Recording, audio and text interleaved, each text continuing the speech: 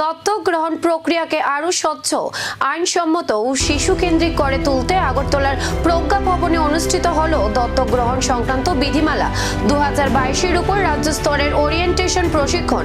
প্রজ্ঞা ভবনের 1 নম্বর হলে আয়োজিত এই কর্মসূচির উদ্বোধন করেন সমাজ কল্যাণ ও সমাজ শিক্ষামন্ত্রী টিঙ্কু রায়।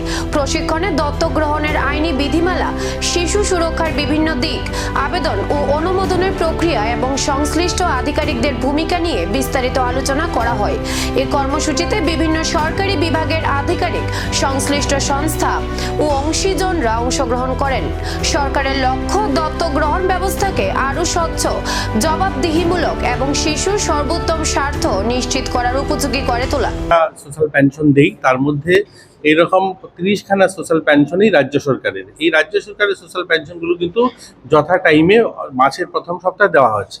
কেন্দ্র সরকারের অধীনস্থ যে সোশ্যাল পেনশনগুলো, যেমন ওল্ড এজ পেনশন বা আমাদের যে বিধবা পেনশন দেওয়া হয়, দিব্যাঙ্গদের দেওয়া হয়, অন্তত বিপিএল পরিবারের যাদের কেন্দ্র সরকার অধীনস্থ যে পেনশনের স্কিমে রয়েছে, এদের আমরা 3 মাস দিতে পারিনি। এটা ঠিক।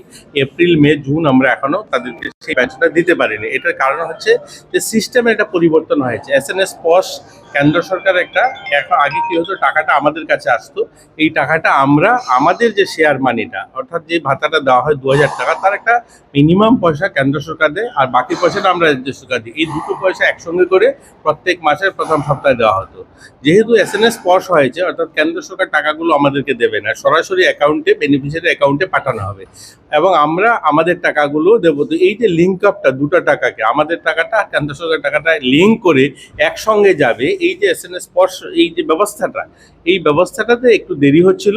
এটা এখন প্রথম ধাপে আমরা ট্রায়াল বেসিস অলরেডি প্রায় 100 জনের কাছাকাছি লোককে দিয়েছি, ওই স্কিমে পেয়েছে, এবং বাকিগুলো কিন্তু আমরা কেন্দ্রতে পাঠিয়ে দিয়েছি। হয়তো আজকে কালকে সেগুলো চলে যাবে। ধরে নিন এই সপ্তাহের মধ্যে ওনারা 2 মাসের টাকা একসঙ্গে পেয়ে যাবেন।